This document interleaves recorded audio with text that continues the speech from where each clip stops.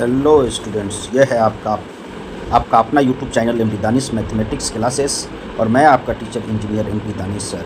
देखिए, आज हम बिहार बोर्ड क्लास 10th का मैथ्स बताने जा रहे हैं। VVI MCQ 2027 के लिए जो बहुत इम्पोर्टेंट MCQ है, जो मतलब एग्ज़ाम में आने वाले हैं, उस तरह का MCQ हम बता रहे हैं जो 2027 में आएंगे। और सेट 1 हमने ऑलरेडी कंप्लीट कर दिया है, अब MCQ का सेट 2 चालू हो गया है। तो देखिए, आज पहला सेट 2 का MCQ का सेट 2 का पहला क्वेश्चन देखिए। पहला क्वेश्चन क्या बोल रहा है कि यदि P और Q दो अभाज्य संख्याएं हैं तो उनका मसह हमेशा क्या होगा। यदि P और Q दो अभाज्य संख्या हैं तो उनका मसह क्या होगा। तो याद रखिएगा, दो अभाज्य संख्या का मसह हमेशा 1 होता है। इसको हम समझा देते हैं कैसे। जैसे दो अभाज्य संख्या है, P अभाज्य संख्या है तो P जो है 1 से कटेगा और P से कटेगा। अभाज्य संख्या है तो किसी दूसरे से नहीं कटेगा, तो P का फैक्टर होगा हमारा 1 × P, ये हमारा उसका फैक्टराइजेशन होगा। Q भी अभाज्य संख्या है तो Q 1 से कटेगा और Q से कटेगा। तो Q का हमारा देखिए, ये P है, ये P है। P का दो अभाज्य गुणनखंड, एक P 1 से कटेगा और P से कटेगा। उसी प्रकार Q अभाज्य संख्या है तो Q 1 से भी कटेगा, Q से भी कटेगा। तो Q का फैक्टर क्या होगा, 1 × Q। तो देखिए, हमारा HCF, मौसा मतलब HCF जो दोनों में कॉमन हो, तो P और Q में क्या कॉमन है, सिर्फ 1 कॉमन है। दोनों में कॉमन फैक्टर क्या है, 1 है, तो यहाँ पर 1 लिख देंगे। तो हमारा ऑप्शन ए क्या है, 1। ऑप्शन ए 1 है, ऑप्शन बी 2 है, ऑप्शन सी P × Q है, ऑप्शन डी 0 है। तो हमारा ऑप्शन ए सही होगा, ऑप्शन ए सही होगा। देखिए नेक्स्ट क्वेश्चन देखिए, नेक्स्ट क्वेश्चन है परिमेय संख्या। देखिए, परिमेय संख्या क्वेश्चन नंबर 2 जो है हमारा संख्या 0.13, जहाँ 3 पर बार रेकरिंग है का परिमेय संख्या P/Q में क्या होगा। A में 13/10 होगा, B में 13/99 होगा, C में 13/90 होगा, C में 1/3 होगा। क्या होगा इन चारों में से। तो देखिए, इसमें P जो है 0.3 यहाँ पर मान लेते हैं।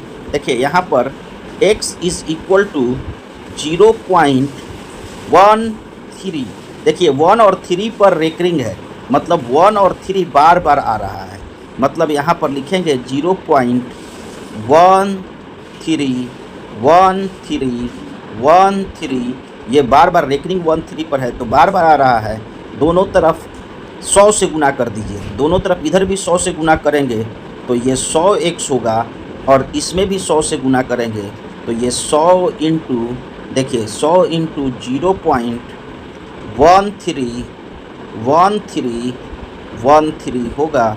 देखिए डैश डैश, ये 100x ये हो जाएगा 13। देखिए, यहाँ पर 1 पर 2 जीरो है, तो यहाँ पर ये 2 अंक डेसिमल इधर जाएगा तो 13.1313। देखिए 13 बार बार लिख सकते हैं क्योंकि रेकरिंग है। तो अब देखिए 100x यहाँ पर इसको 13 प्लस 0.1313 लिख सकते हैं। क्योंकि यहाँ पर 13 पर रेकरिंग था तो 13 बार बार आएगा। देखिए 13 बार बार आएगा, और ये 13 रुपया 13 पैसा है तो इसको 13 रुपया + 13 पैसा लिख सकते हैं। अब देखिए, यहाँ पर ये 100x है, 100x तो ये 13 हुआ, और देखिए इसी का वैल्यू ना x था, इसी का वैल्यू हमने x माना था, इसी का वैल्यू माना था, तो यहाँ पर x लिख देंगे। तो देखिए यहाँ पर 100x ये +x है, इधर जाकर -x = 13, तो ये हो जाएगा 99x = 13। तो यहाँ पर जब हम निकालेंगे x का वैल्यू तो वो हो जाएगा 13/99। देखिए 13/99 13/99 हो जाएगा। तो x किसको माने थे, इसको माने थे, तो हमारा 13/99 ऑप्शन बी सही होगा। ऑप्शन बी 13/99 आया है, ये ऑप्शन बी सही होगा। अब देखिए दूसरा तरीका एक और है, देखिए एक और तरीका है, इसको भी समझ लीजिए। इसको कैसे करेंगे, तो देखिए एक तरीका इसका और है, एक तरीका और है, आसान तरीका है। इसको कैसे करेंगे, जैसे 0.13 पर रेकरिंग है, तो याद रखिए दशमलव के बाद 2 अंक है ना, तो इन दोनों अंक को लिख देंगे। और देखिए दशमलव के बाद 2 अंक है, 2 अंक है, तो 1 पर 2 गो 0, 1 पर 2 0, अब -1 लिख दीजिए, -1 डायरेक्ट ऐसे। देखिए दशमलव के बाद 2 अंक रहेगा, तो उन दोनों अंक को हम लिख देंगे। और 1 पर देखिए दशमलव के बाद 2 अंक है, तो 1 पर 2 0 और -1, देखिए -1 कर दीजिए, ये 13/99 आ जाएगा। इस तरह से डायरेक्ट आप 13/99 ला सकते हैं। 13/99 ऑप्शन बी सही होगा। देखिए अगला क्वेश्चन, देखिए अगला क्वेश्चन है 3 नंबर क्वेश्चन। 2, 10 और 20 के लसा और मसा का अनुपात क्या होगा। 2, 10, देखिए यहाँ पर बोला है कि 2, 10 और 20 के लसा और मसा का अनुपात क्या होगा। ऑप्शन ए में 1:10, ऑप्शन बी में 10:1, ऑप्शन सी में 4:3, ऑप्शन डी में 11:1। तो देखिए यहाँ पर हम क्या करेंगे, 2 और तो 2 का प्राइम फैक्टराइजेशन कीजिए, 2 का अभाज्य गुणनखंडन, देखिए गुणनखंडन कीजिए, 2 को लिख सकते हैं 2 × 1, और 10 को लिख सकते हैं, देखिए 10 को लिख सकते हैं 2 × 5 × 1 लिख सकते हैं, 10 को लिख सकते हैं, 20 को लिख सकते हैं, 2 × 2 × 5 × 1 लिख सकते हैं। अब देखिए इसका गुणनखंडन कर दिए। अब मौसा जो होगा, देखिए मौसा HCF कौन होता है, जो तीनों में कॉमन हो।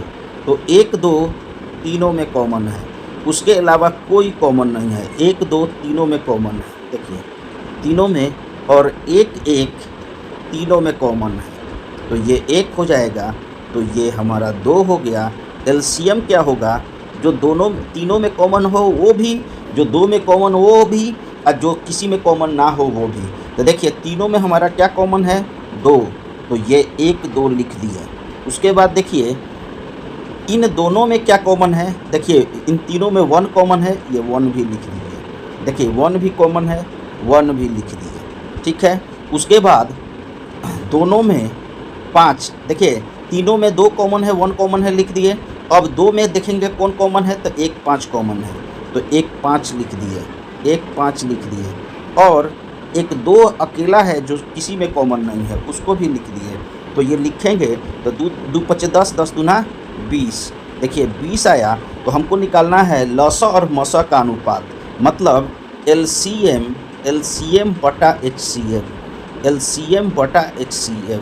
तो LCM पहले बोला है, तो LCM पहले, तो LCM 20 है, 20 लिखेंगे।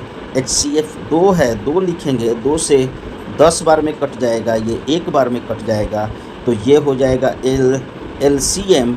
देखिए LCM, ये L लिख रहे हैं, LCM is to HCF is equal to, LCM into HCF is equal to 10:1, 10:1। Option B हमारा सही होगा, 10:1 आया।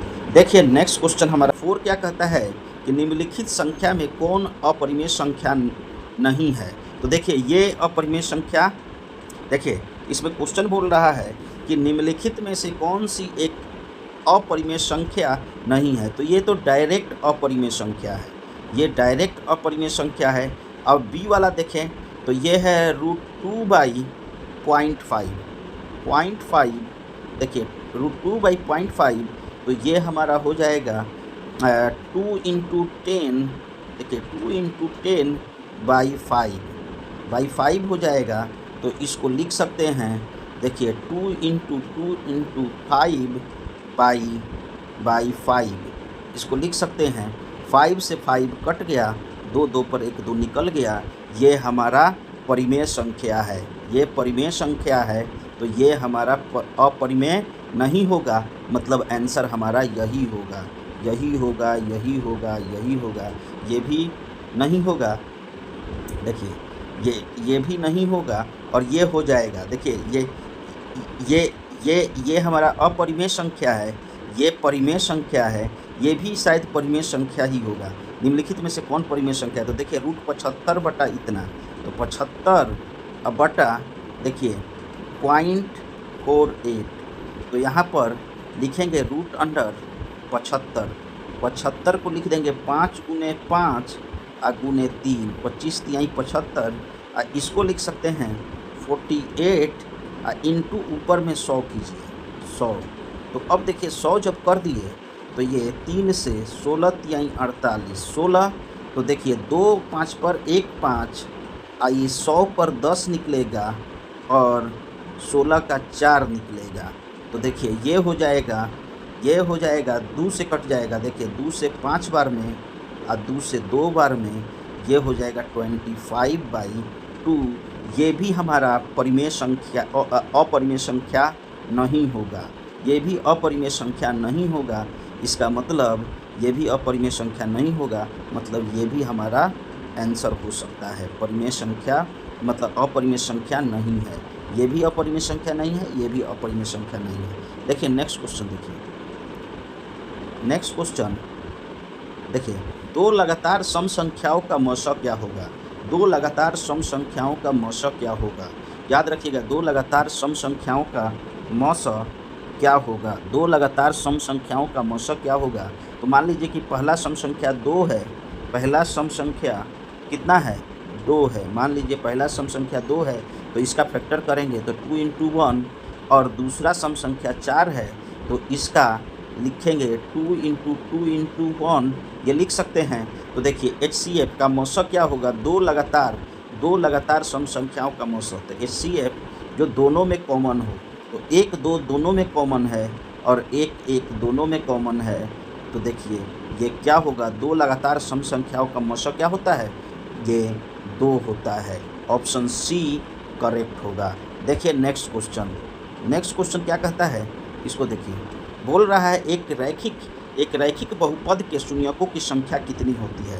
रैखिक बहुपद के शून्यकों की संख्या कितनी होती है? रैखिक बहुपद के शून्यकों की संख्या, तो रैखिक बहुपद जो होगा, ये रैखिक बहुपद के शून्यकों की संख्या, देखिए तो एक रैखिक लीनियर पोलिनोमियल की शून्यकों की संख्या, तो ये होगा, देखिए ax + b वेयर a ≠ 0, ये हमारा पोलिनोमियल होगा px, रैखिक पोलिनोमियल।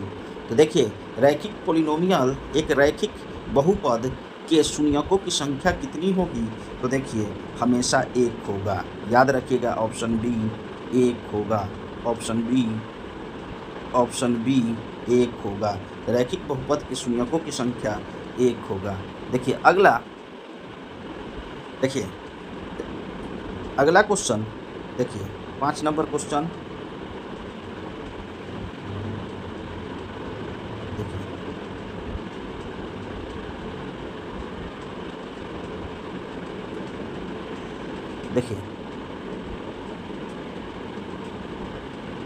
देखिए अगला क्वेश्चन 7 नंबर कि यदि द्विघातीय है, देखिए यदि द्विघातीय बहुपद px = x² - 3x - 4 का एक शून्यक -1 है, तो दूसरा शून्यक क्या होगा?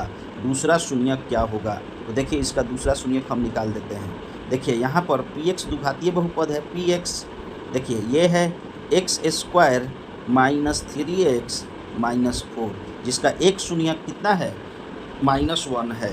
तो देखिए तो हम जानते हैं कि अल्फ़ा प्लस बीटा, देखिए एक शून्यक -1 है, एक शून्यक -1 है, तो यहाँ पर इसका फैक्टर तोड़िए।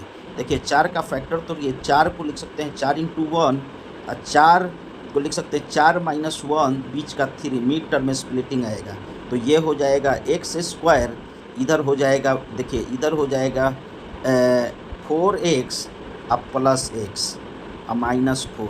देखिए मिड टर्म में स्प्लिटिंग -3x को लिख सकते हैं 4x - 4x + x equal to 3x हो जाएगा। अब देखिए इसमें x कॉमन ले लेंगे इन दोनों में, तो x कॉमन ले लेंगे तो x माइनस 4 बचेगा इन दोनों में, और इन दोनों में 1 कॉमन ले लेंगे तो ये x माइनस 4 बचेगा।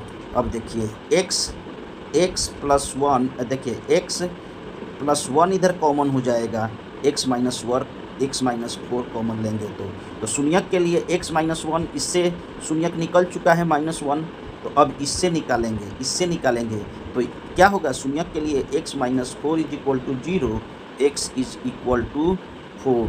देखिए ऑप्शन ए हमारा सही होगा, ऑप्शन ए सही होगा। देखिए अगला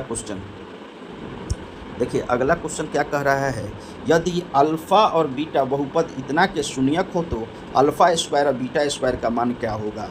यदि अल्फ़ा और बीटा बहुपद fx 2x square plus 3x plus 1 के शून्यक हो तो alpha square plus beta square का मान क्या होगा। ऑप्शन ए में 5/4, ऑप्शन बी में -5/4, ऑप्शन सी में 1/4, ऑप्शन डी में -1/4। तो देखिए यहाँ पर हम क्या करेंगे, यहाँ पर देखिए, यहाँ पर लिखा है ये बहुपद है, देखिए fx बहुपद है, बहुपद क्या है 2x स्क्वायर 3x प्लस 1 बहुपद है। देखिए शून्यकों की संख्या अल्फ़ा बीटा बहुपद का शून्यक है, तो अल्फ़ा प्लस बीटा क्या होता है -b/a, कोफिशिएंट ऑफ x, तो ये -3 और by coefficient of x square, मतलब x स्क्वायर का माइनस x स्क्वायर का गुणक अब बटा x स्क्वायर का गुणक 2 ये होगा। और अल्फ़ा इंटू बीटा क्या होता है, ये होता है अचर बाई x स्क्वायर का गुणक, तो 1/2 हो जाएगा। तो हमारा alpha square plus beta square निकालना है, तो ये क्या होता है अल्फ़ा प्लस बीटा का होल स्क्वायर -2 अल्फ़ा बीटा। देखिए तो यहाँ पर ये हुआ, तो अल्फ़ा प्लस बीटा का होल स्क्वायर कितना हुआ -3/2 का होल स्क्वायर, और 2 इंटू 1/2, अल्फ़ा बीटा का वैल्यू कितना 1/2, 2 से 2 कट गया। अब देखिए ये 3 3 जा 9, 2 2 जा 4, ये -1 आया। देखिए एलसीएम ले लेंगे 4 आएगा, तो ये 9 - 4 ये हो जाएगा 5/4। 5/4 ऑप्शन ए सही होगा, ऑप्शन ए क्या होगा, ऑप्शन ए सही होगा। अगला क्वेश्चन देखिए, अब अगला क्वेश्चन देखिए, ये सब VVI क्वेश्चन है, एग्ज़ाम में एकदम पूछेगा और 100% पूछेगा। देखिए इस तरह का क्वेश्चन पूछता है। देखिए क्वेश्चन नंबर 9, यदि किसी द्विघातीय बहुपद के शून्यकों का योग 0 हो और गुणनफल 4 हो तो बहुपद क्या होगा। तो देखिए यहाँ पर याद रखिएगा, शून्यकों का योग अल्फ़ा प्लस बीटा दिया है 0, और शून्यकों का गुणनफल अल्फ़ा इंटू बीटा दिया है -4। तो बहुपद क्या होता है, px इज इक्वल टू बहुपद होता है हमारा x square minus alpha beta into x plus alpha into beta. देखिए यहाँ पर रखेंगे x स्क्वायर, ये माइनस अल्फ़ा बीटा की जगह पर 0 इंटू एक्स प्लस ये -4 रख देंगे, तो ये आ जाएगा x स्क्वायर -4। देखिए इसमें पहला ऑप्शन है ए में x स्क्वायर -4, बी में है x स्क्वायर प्लस 4, सी में है x स्क्वायर -4x, डी में है x स्क्वायर प्लस 4x। तो देखिए हमारा क्या आया x स्क्वायर -4, तो बहुपद ऑप्शन ए सही होगा, x स्क्वायर -4 ये होगा। देखिए अगला क्वेश्चन देखिए अगला क्वेश्चन क्या कर रहा है, अगला क्वेश्चन क्या कर रहा है 10 नंबर क्वेश्चन, बहुपद YQ। देखिए बहुपद YQ -2y square -√3y plus 1/2 का घात क्या होगा। देखिए घात क्या होगा, तो यहाँ पर बहुपद दिया हुआ है, देखिए बहुपद दिया हुआ है, यहाँ पर समझिए, यहाँ पर बहुपद दिया हुआ है, यहाँ पर समझिए, यहाँ पर बहुपद दिया हुआ है। देखिए 10 नंबर क्वेश्चन में कि बहुपद YQ -2y square -√3y plus 1/2 का घात क्या होगा। ए में 1/2 होगा, बी में 2 होगा, सी में 3 होगा, डी में 0 होगा। देखिए यहाँ पर बहुपद दिया है YQ -2y square -√3y plus 1/2। देखिए सबसे बड़ा घात किस पर है, y पर, y अचर पर कौन सबसे बड़ा घात है 3, तो घात 3 है तो इस बहुपद का सबसे बड़ा पावर 3 है, तो यही घात होगा। ऑप्शन सी सही होगा। देखिए एक बात समझ लीजिए कि एमसीक्यू जो है एग्ज़ाम में बहुत ज़रूरी है, क्योंकि 50% एमसीक्यू पूछता है, और 50% एमसीक्यू में अगर एक भी 4 ऑप्शन में से एक भी आप गलत बार बार लग जाएगा तो आपको 50 मार्क्स में 0 हो जाएगा। अगर मान लीजिए 50 क्वेश्चन है, 50 में गलती से गलत ऑप्शन लग गया तो 50 मार्क्स ख़त्म हो जाएगा ना। अगर 50 में 50 सही लग गया तो सही लग गया तो आपको 50 मार्क्स का 50 मार्क्स आएगा, कोई एक भी मार्क्स नहीं कटेगा। तो ये स्कोर उठाने के लिए सबसे अच्छा तरीका है कि एमसीक्यू पर खूब फोकस किया जाए। देखिए अगला क्वेश्चन देखिए अगला क्वेश्चन 11 नंबर, के किस मान के लिए समीकरण युग्म x + 2y = 3 और 5x + ky = 15 के अनगिनत हल होंगे। ए में 15, बी में 10, सी में 6, डी में 2। तो देखिए के किस मान के लिए, तो इसको क्या हम करेंगे, यहाँ पर समझिए क्वेश्चन क्या है। हाँ, क्वेश्चन नंबर देखिए 11, यहाँ पर क्या है, यहाँ पर समझना है कि यहाँ पर इक्वेशन दिया है x + 2y = 3, तो इसको लिख दीजिए x + 2y ये =3, तो इसको -3 = 0 लिखिए, और दूसरा को लिखिए 5x + ky -15 = 0। इधर +15 उधर जाकर -15। अब देखिए इसका कोफिशिएंट बाई इसका कोफिशिएंट 1/5 ये बराबर होना चाहिए। इसका कोफिशिएंट बाई इसका गुणक बटा इसका गुणक, x का गुणक का बटा फिर y का गुणक 2/k और फिर कांस्टेंट टर्म भी बराबर होना चाहिए -3/-15। तो अगर यहाँ पर हम ले लें, यहाँ पर 1/5 = 2/k, तो यहाँ पर निकल जाएगा। देखिए k = 2 × 5 = 10, यहाँ पर निकल जाएगा। ऑप्शन बी सही होगा। अनगिनत मान के लिए ऑप्शन बी, मतलब के का अनगिनत मान के लिए ऑप्शन बी हमारा सही होगा। 10 के का वैल्यू 10 होगा। देखिए नेक्स्ट क्वेश्चन क्या कह रहा है, इसको समझिए। नेक्स्ट क्वेश्चन 12 नंबर, देखिए 12 नंबर क्वेश्चन कह रहा है कि यदि समीकरण युग्म a1x + b1y + c1 = 0 हो, मतलब यदि समीकरण युग्म a1x + b1y + c1 = 0 हो और a2x + b2y + c2 = 0 में a1/a2 b1/b2 ≠ c1/c2 हो, तो इसका आलेख कैसा होगा। प्रतिच्छेदी रेखाएं होगा तो नहीं होगा, प्रतिच्छेदी रेखा नहीं होता, ये समानांतर रेखा के लिए होता है। देखिए ये कंडीशन जो होता है समानांतर रेखा के लिए होता है, याद रखिएगा।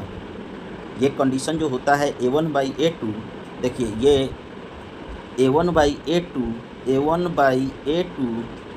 = b1/b2, b1/a1/a2 = b1/b2 ≠ c1/c2। तो ये समानांतर रेखा के लिए होता है। तो याद रखिए इसका आलेख कैसा होगा, प्रतिच्छेदी होगा तो नहीं होगा, समपाती होगा तो नहीं होगा, समानांतर होगा तो एकदम होगा समानांतर, यही होगा। सरल रेखा होगा तो ये भी नहीं होगा। कौन होगा, ऑप्शन सी हमारा सही होगा, समानांतर रेखा होगा। समीकरण का युग्म का आलेख कैसा होगा, तो समानांतर होगा, ऑप्शन सी सही है। देखिए अगला क्वेश्चन 13 नंबर क्वेश्चन, रैखिक समीकरण युग्म को असंगत होता है उनके लिए कितने हल होते हैं। देखिए रैखिक समीकरण युग्म में जो असंगत होता है, संगत नहीं होता है, इनकंसिस्टेंट होता है, तो उसके कितने हल होते हैं, तो अनगिनत हल होते हैं। देखिए जो कंसिस्टेंट नहीं होगा, देखिए इनकंसिस्टेंट, एक मिनट रुकिए। देखिए हाँ,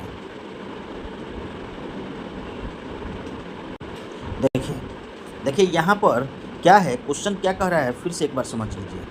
देखिए क्वेश्चन बोल रहा है कि रैखिक समीकरण युग्म जो असंगत होता है उसके कितने हल होते हैं, तो कोई भी हल नहीं होता है, याद रखिएगा। एक हल होता है तो नहीं, दो हल होता है तो नहीं, अनगिनत हल होते हैं तो नहीं, कोई हल नहीं होता है, तो ये ऑप्शन सही होगा। क्यों ऑप्शन सही होगा, कोई हल, क्योंकि दोनों पैरेलल होता है। अगर a1x + b1y + c1 = 0 हो और a2x + b2y + c2 is equal to 0 हो तो ये कब होता है इनकंसिस्टेंट, जब A1 बटा A2 is equal to B1 बटा B2 और नॉट इक्वल टू C1 बटा C2 आए।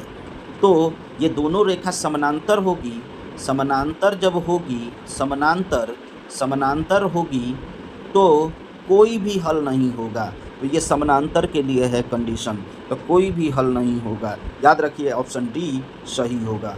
देखिए अगला क्वेश्चन 14 नंबर क्वेश्चन क्या है कि देखिए यदि x is equal to A और y is equal to B, यदि x is equal to A और y is equal to B समीकरण x minus Y is equal to और x plus Y is equal to 4 हो तो हल a और b का मान क्रमशः क्या होगा। a में 3 और 5 होगा, b में 5 और 3 होगा, c में 3 और 1 होगा, d में -1 -3 होगा। तो इसको समझिए a का वैल्यू क्या है, a का वैल्यू x का वैल्यू a है, y का वैल्यू b है। तो यहाँ पर x माइनस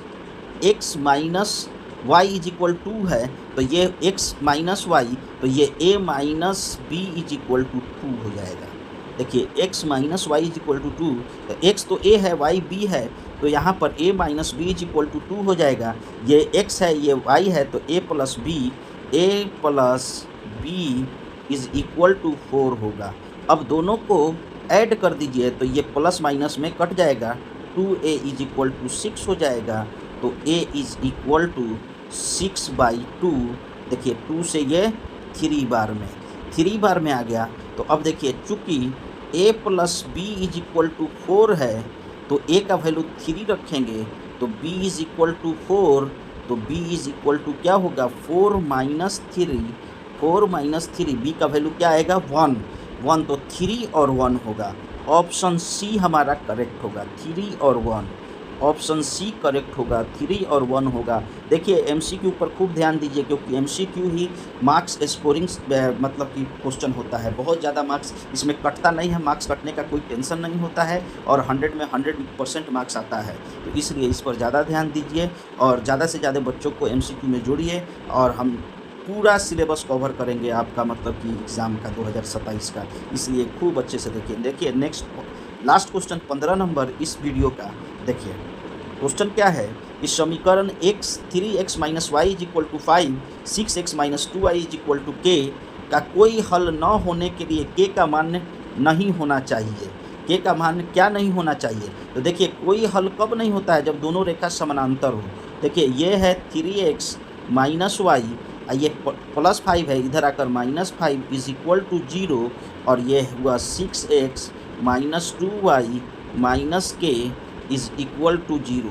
तो याद रखिएगा ये 3/6 is equal to -1/-2 not equal to -5/-k, तो लेंगे। देखिए ये सेकेंड और लास्ट लीजिए, तो -1/-2 नॉट इक्वल टू -5/-k, तो ये माइनस कट गया, ये माइनस कट गया।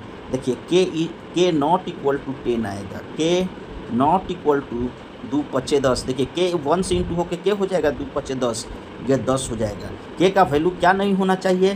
तो ऑप्शन ए में k is equal to 10, option B में k not equal to 10, option C में k is equal to 10, k is equal to 0, option D में k नॉट इक्वल टू 0। तो क्या नहीं होना चाहिए? k का मान क्या नहीं होना चाहिए? तो k इज इक्वल टू 10 नहीं होना चाहिए, k not equal to 10, option B हमारा सही है। देखिए इसी के साथ आज का वीडियो हमने समाप्त किया और हमसे जुड़े रहने के लिए और इसी तरह 2027 के एग्ज़ाम को आसान बनाने के लिए आप मेरे YouTube चैनल से जुड़े रहेंगे और YouTube चैनल से जुड़े रहने के साथ साथ हम जो भी एग्ज़ाम के समय जो भी VVI क्वेश्चंस होगा, प्रैक्टिस सेट होगा, वो सारा हम अपना टेलीग्राम चैनल पर और व्हाट्सअप चैनल पर देंगे, जिसका लिंक मेरा हर YouTube वीडियो के या तो कमेंट में या तो डिस्क्रिप्शन में मौजूद होगा।